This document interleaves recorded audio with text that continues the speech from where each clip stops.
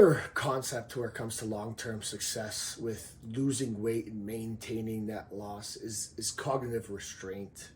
Cognitive restraint is something like calorie counting, time restricted eating, and it's about having a reason in your mind why you have to be mindful of what you're eating. For example, you're creating some sort of a rule, if we want to call it, with your mind.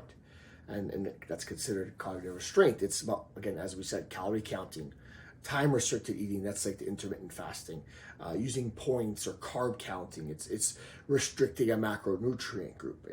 And the reason why it's important, it's successful, is that it creates a rule in around eating. You're not just eating ad lib.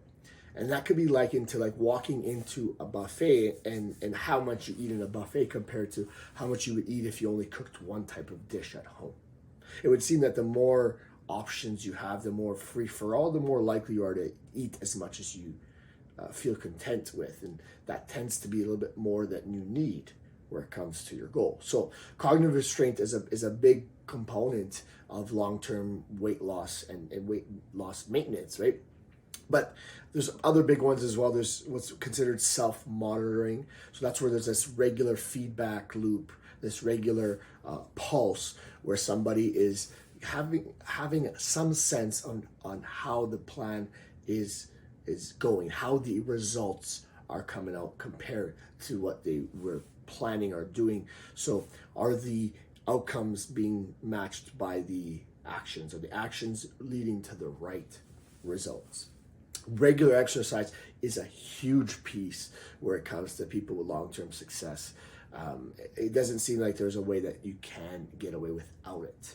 And that really, one of the cool things about regular exercise, it tends to actually sensitize you to satiety, meaning that you actually feel, you're more aware of your hunger and feeling satiated or you've eaten enough. It almost regulates that signal that we sometimes lose in the noise of life, right? All the time in terms of success, people are using a structured program. They're not winging it, because when they're winging it, you leave life up to chance, and chance in life leads you to exactly where you had it before, and leads you to a direction you have no idea you're going in. So some sort of structured program, and they have this thing called this low recency score, which means that they choose long-term goals as opposed to short-term goals, right? And latency is like, do you value long-term or short-term data? And these people who've had the most success with losing and maintaining, they're valuing long-term data where it comes to how they're feeling, their results, just overall. It's they don't give up their goal for the cost of something that is more short term. They don't give up on their goal based on something that feels better right now.